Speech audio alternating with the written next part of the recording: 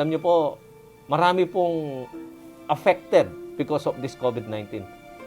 Iniisip ko po yung mga nagtatrabaho na nawalan ng trabaho.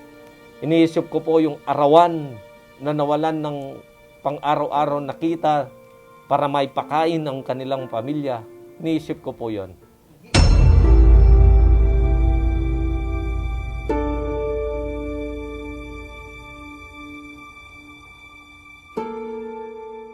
Maybe, meron pong kakulangan dahil hindi po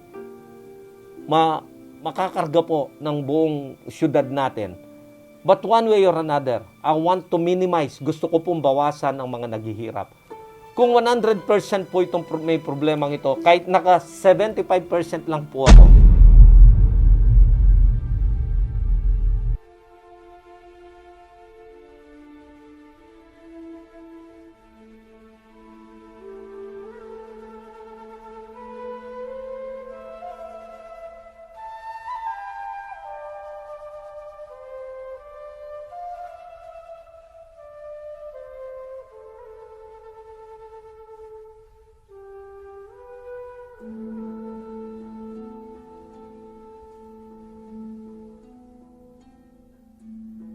pinaka-number one po dyan, ang pinaka-technique po dyan is prevention.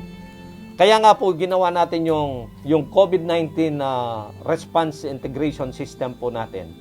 Dito po pag-iigian po nating mabuti.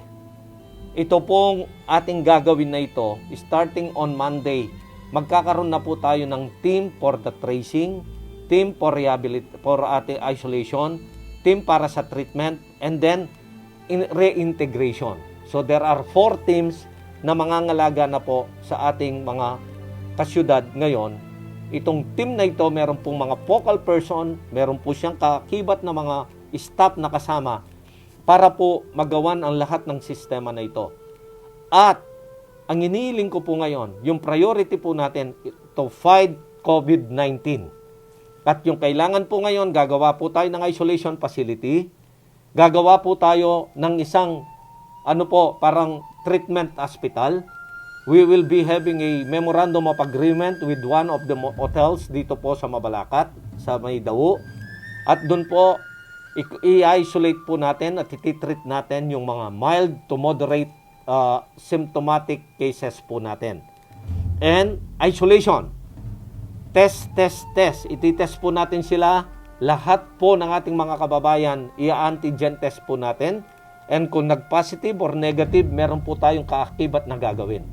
Now, ang kailangan po rito, magtulungan, makipag-cooperate po tayo, makisama po tayo, dapat po sumusunod tayo sa mga health protocols at kailangan po susunod tayo sa mga ipinapagkaloob po ng ating gobyerno para magawan po natin paraan ang lahat ng ito. Hindi na po tumaas. So, yung pong natin, COVID-19 Response Integration System, pag-iigian po natin ito, this is now my priority. I've been telling to the group yesterday na maghahanap po kami ng malaking pondo rito at tutulungan natin. At yung may kaya po na ating mga kababayan, mag-o-offer po kami ng home care.